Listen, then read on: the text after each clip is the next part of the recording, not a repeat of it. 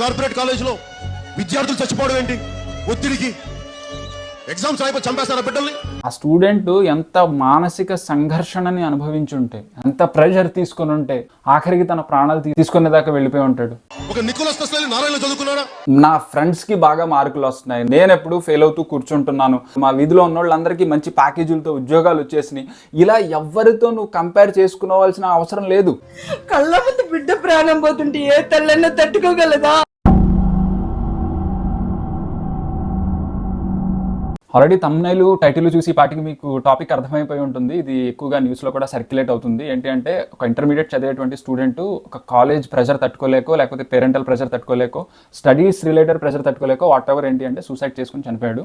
ఒకసారి ఇక్కడ వీడియో పెడతాను, అంత క్లారిటీగా ఉండదు, కాకపోతే కాంటెక్స్ట్ మీకు అర్థమైపోతుంది.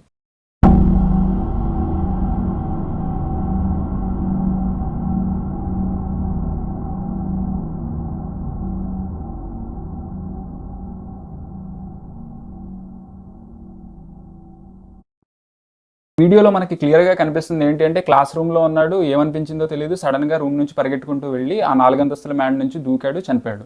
ఆ స్టూడెంట్ ఎంత మానసిక సంఘర్షణని అనుభవించుంటే, ఎంత మెంటల్లీ స్ట్రెస్ని, యాంగ్జైటీని ఫీల్ అయ్యి ఉంటే, ఎంత ప్రెషర్ తీసుకొని ఉంటే ఆఖరికి తన ప్రాణాలు తీసుకునేదాకా వెళ్ళిపోయి ఉంటాడు. ఈ ఇన్సిడెంట్ అయిన తర్వాత వాళ్ళు, ఆ స్టూడెంట్ అనే చనిపోయిన విద్యార్థి ఎవరైతే ఉన్నారో వాళ్ళ పేరెంట్స్ ప్రభుత్వాధికారుల దగ్గరికి వెళ్ళారు. వెళ్తే వారి దగ్గర నుంచి వచ్చినటువంటి ఫీడ్బ్యాక్ ఏంటి? ఓకే, జరిగిందేదో జరిగిపోయిందమ్మా, చనిపోయిన మీ అబ్బాయి అయితే తిరిగి వస్తాడా, తిరిగి రాలేడు కదా. ఆవిడైతే ఫుల్గా ఏడుస్తుంది, ఇలా చనిపోయాడు మా అబ్బాయి అనేసి. సో సింపుల్గా ఎవరైనా సరే ఇంక అదే చెప్తారండి, మీ అబ్బాయి మీకే అబ్బాయి, వాళ్ళ అబ్బాయి వాళ్ళకే అబ్బాయి, మీ పెయిన్ మీకే పెయిన్, వాళ్ళ పెయిన్ వాళ్ళకే పెయిన్. సో మహా అయితే ఏం చేస్తారు, ఒక కమిటీ వేస్తారు, ఒక 2-3 మీద యాక్షన్ తీసుకుంటారు, దానికి నష్టపరిహారం కింద మీకు ఎంతో కొంత డబ్బులు ఇస్తారు. అంతకు మించి ఎవరు మీ అబ్బాయిని అయితే తిరిగి తీసుకుని రాలేరు కదా. సో దీని గురించి మీరొక్కరు మాత్రమే కాదు, యాజ్ ఎ హోల్ సొసైటీగా మనం కొంచెం గంభీరంగా ఆలోచించాల్సినటువంటి అవసరం ఉంది. ప్రతి సంవత్సరం 13 లక్షల మంది ఐఐటికి అప్లై చేస్తారు, అందులో దాదాపుగా 10,000 మంది మాత్రమే సెలెక్ట్ అవుతారు. సో యాజ్ ఎ పేరెంట్స్గా మీరు ఆలోచించాల్సినటువంటి విషయం ఏమిటి అంటే, మీరు మీ పిల్లలకి కాంపీట్ చేయని ఎంత మీరు ఫోర్స్ చేసినా, వాళ్ళ మీద ఎంత స్ట్రెస్ చూపించినా, వాళ్ళలో నిజంగా స్కిల్ ఉన్నా, వాళ్ళలో నిజంగా అబిలిటీస్, టాలెంట్స్ ఉన్నా సరే, అక్కడ వాళ్ళు అలాకేట్ చేయగలిగేది 10,000 మందికి మాత్రమే. ఆల్మోస్ట్ ఇప్పుడు సొసైటీలో ఉన్నటువంటి కోర్సెస్ ఎలా ఉన్నాయి అంటే, మీరు ఎంత ప్రయత్నించినా అది కొందరికి మాత్రమే పాసిబుల్ అవుతుంది. ఇంకా ఎవరి అబిలిటీ ఏంటో జడ్జ్ చేయడానికి మన దగ్గర ఒక స్పెసిఫిక్ టూల్ కూడా ఏమీ లేదు. ఇప్పుడు పాస్ అయ్యారు కాబట్టి 13 లక్షల మంది అప్లై చేశారు, 10,000 మంది మాత్రమే సెలెక్ట్ అయ్యారు అంటే, మిగతా సెలెక్ట్ అవ్వని వాళ్ళందరూ ఎందుకు పనికిరాని వాళ్ళనా, లైఫ్లో ఇంకేమీ వాళ్ళు అచీవ్ చేయలేరనా? సో ప్రపంచం పిచ్చిగా పరిగెడుతుంది, ప్రతి కెరియర్ ఆప్షన్ ఇలాగే ఉంది. Expectation from teachers, expectation from parents, expectation from there self. So ఈ ఎక్స్పెక్టేషన్స్ని బీట్ అవ్వకపోతే ఇంకా జీవితంలో ఎందుకు పనికిరానట్టు మీకు మీరే డిసైడ్ అయిపోతున్నారు, ప్రాణాలు తీసేసుకుంటున్నారు. So don't worry about others expectations. మన ఫియర్కి, మన స్ట్రెస్కి కోర్ రీజన్ ఏంటి అంటే, ఇది నేను చేయకపోతే నా పేరెంట్స్ ఏమనుకుంటారో, ఇది నేను చదవకపోతే టీచర్స్ ఏమనుకుంటారో, ఈ కోర్స్ని కానీ నేను కంప్లీట్ చేయకపోతే సొసైటీ ఏమనుకుంటుందో, మీ స్ట్రెంగ్త్ ఏంటి, మీ క్యాపబిలిటీ ఏంటి, మీ టాలెంట్ ఏంటి అనేది వాళ్ళకి ఏమైనా తెలుస్తుందా, లేకపోతే దారిన పోయే వాళ్ళకి ఎవరికైనా తెలుస్తుందా? మీ స్ట్రెంగ్త్ ఏంటో, మీ క్యాపబిలిటీ ఏంటో, మీ టాలెంట్ ఏంటో మీకు తెలుస్తుంది. ఫెయిల్ అవుతారు అని, లేకపోతే వాళ్ళ ఎక్స్పెక్టేషన్స్ని మీరు బీట్ చేయలేరని ఎప్పుడూ మీరు వర్రీ అవ్వకండి. రూల్ నెంబర్ 1 ఏంటి అంటే, don't worry about others expectations, only worry about me capabilities ఏంటి, మీ స్ట్రెంగ్త్స్ ఏంటి, మీ వీక్నెసెస్ ఏంటి, దీని విషయంలో మీరు వర్రీ అవ్వండి. కానీ వేరే వారి ఎక్స్పెక్టేషన్స్ని నేను బీట్ చేయలేకపోతున్నాను అనే విషయంలో మీరు ఎప్పుడు వర్రీ అవ్వకండి. నిజంగా మీ మీద ఎవరైనా ఏదైనా ఎక్స్పెక్టేషన్ పెట్టుకుంటే వాళ్ళని ఒక క్వశ్చన్ చేయండి, మీరు మీ జీవితంలో మీ ఎక్స్పెక్టేషన్స్ అన్నీ ఫుల్ఫిల్ చేసుకున్నారా? ఎవరి జీవితంలో ఎవరి ఎక్స్పెక్టేషన్స్ని 100గా ఫుల్ఫిల్ చేయలేరు. చెయ్యలేనప్పుడు ఇతరుల దగ్గర నుంచి మీరు ఎలా ఎక్స్పెక్ట్ చేస్తారు, వారు మీ ఎక్స్పెక్టేషన్స్ని ఫుల్ఫిల్ చేయాలని? ఇది చిన్న కామన్ సెన్స్తో కూడిన లాజిక్ కదా. యాజ్ ఎ స్టూడెంట్గా, యాజ్ ఎ పేరెంట్గా మీకు ఉండేటువంటి భయం ఏంటి అంటే, మా అబ్బాయి ఫెయిల్ అయిపోతాడేమో, ఇంకా సొసైటీలో ఎందుకు పనికిరాడేమో. నేను ఒకటి చెప్తాను, చాలా జాగ్రత్తగా గుర్తుపెట్టుకోండి. ఫెయిల్యూలు 1000 సార్లు ఫెయిల్ అయ్యి సక్సెస్ అయిన వాళ్ళు చాలామంది ఉన్నారు. Harry Potter one of the most published and most selling novel ఏంటి అంటే ఈరోజు హ్యారీ పాటర్. జేకే రోలింగ్ ఉన్నారు కదా, దాదాపు సార్లు రిజెక్ట్ అయినటువంటి పుస్తకం ఈరోజు అత్యధికంగా అమ్ముడవుతున్నటువంటి పుస్తకం. ఇక ఫేస్బుక్ ఇన్వెంట్ చేసినటువంటి mark Zuckerberg college drop out అతను. అంటే కాలేజ్ డ్రాప్ అవుట్ అవగానే ఫేస్బుక్ ఇన్వెన్షన్ చేసేసి గ్రేట్ సీఈఓ అయిపోయాడా అంటే కాదు, చాలా ట్రయల్స్ చేసాడు. ఆ వీడియో కూడా నేను ఇక్కడ ప్లే చేస్తాను. గేమ్స్ అని, లేకపోతే మ్యూజిక్ అని, లేకపోతే ఇలా చాలా ట్రై చేశాడు. అల్టిమేట్లీ ఫేస్బుక్లో వచ్చి సెటిల్ అయ్యాడు. అలాగే క్రికెట్ ఆడుతున్నటువంటి సచిన్ టెండూల్కర్ కానీ, విరాట్ కోహ్లీ కానీ, ఇలా ఎన్ నెంబర్ ఆఫ్ మనం ఎగ్జాంపుల్స్ మనం చూడొచ్చు. థామస్ ఆల్వా ఎడిసన్ కానీ 1000 times కంటే ఎక్కువగా ఫెయిల్ అయ్యాడు థామస్ ఆల్వా ఎడిసన్. అల్టిమేట్గా లైఫ్లో సక్సీడ్ అయ్యాడు. Facebook wasn't the first thing I built. I also built chat systems and games, study tools and music players, and I'm not alone. J.K. Rowling got rejected 12 times before she finally wrote and published Harry Potter. Even Beyoncé had to make hundreds of songs to get Halo. The greatest successes come from having the freedom to fail. So failure అనేది లైఫ్లో ఒక భాగం. Fail అవ్వని వాడంటూ ప్రపంచంలో ఎవ్వడు ఉండడు. ఈరోజు మీరు చూస్తున్నటువంటి ఫెయిరీ టేల్స్ కానీ, ఈరోజు మీరు చూస్తున్నటువంటి సూపర్ సక్సెస్ఫుల్ పర్సనాలిటీస్ కానీ hundreds of times ఫెయిల్ అయిన తర్వాతే సక్సెస్ని అచీవ్ చేశారు. ఆ ఫెయిల్యూర్ని మనం యాక్సెప్ట్ చేయాల్సిందే. యాజ్ ఎ పేరెంట్గా మీరు యాక్సెప్ట్ చేయాల్సిందే. యాజ్ ఎ పేరెంట్గా మీరు మీ పిల్లలకి మీరు ఓదార్పుగా ఉండాల్సిందే. యాజ్ ఎ స్టూడెంట్గా నువ్వు కూడా ఫెయిల్యూర్ని, ఇప్పుడు సక్సెస్ని ఎంతైతే నువ్వు ఈజీగా యాక్సెప్ట్ చేయగలుగుతున్నావో ఫెయిల్యూర్ని కూడా నువ్వు అంత ఈజీగా యాక్సెప్ట్ చేయగలగాలి. Don't compare your self.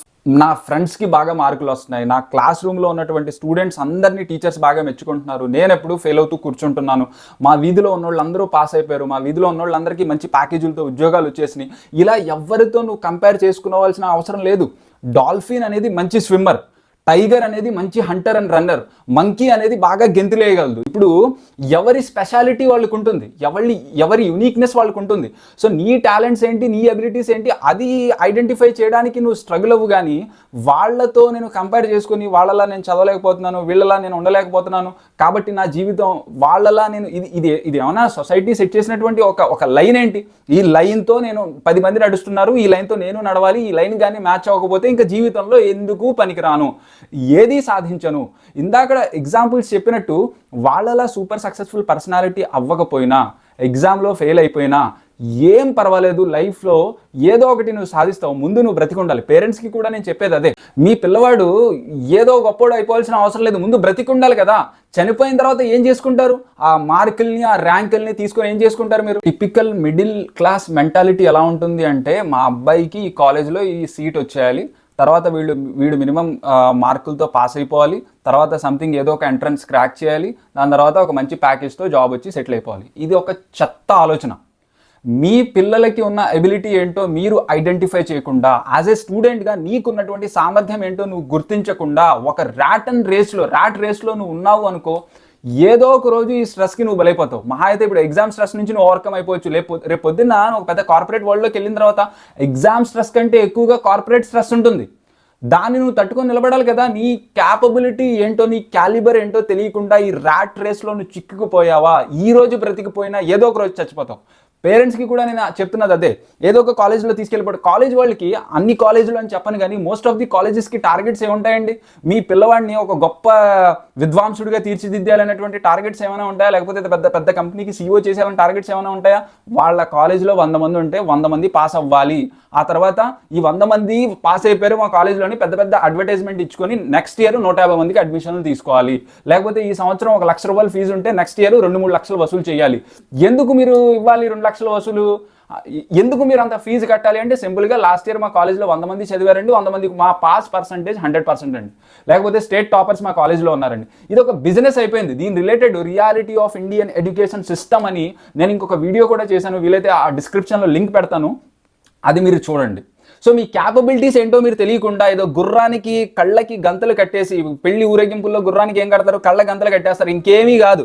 అది ఎడ్యుకేషన్. నువ్వు అదే చదవాలి, అదే ప్యాకేజ్ నువ్వు అచీవ్ చేయాలి. అది సాధించకపోతే నువ్వు జీవితంలో ఎందుకు పనికిరావు.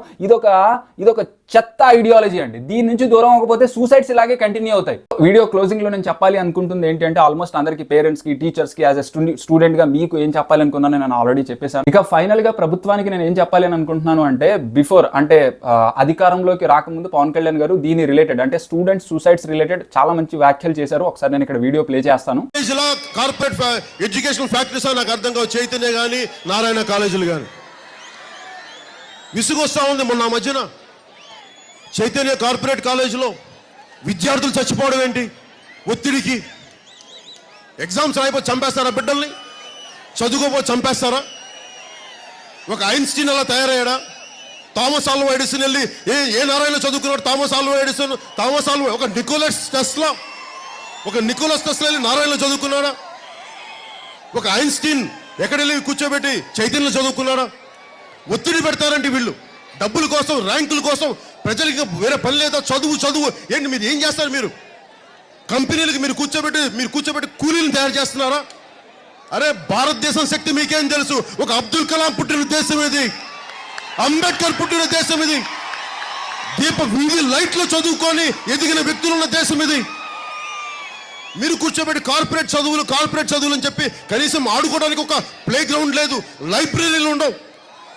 సో అధికారంలో రాకముందు ఎంతైతే అగ్రెసివ్గా స్టూడెంట్స్ సూసైడ్ మీద నిలబడ్డారో పవన్ కళ్యాణ్ గారు, ఇప్పుడు కూడా అధికారంలో వచ్చిన తర్వాత అదే స్టాండ్ తీసుకొని నిలబడతారని, ఈ స్టూడెంట్ సూసైడ్స్కి సంబంధించి ఒక స్ట్రాంగ్ యాక్షన్స్ని, స్ట్రాంగ్ స్టెప్స్ని మీరు తీసుకుంటారని మీతో నేను మనస్ఫూర్తిగా ఆశిస్తున్నాను. Thank you. జై హింద్.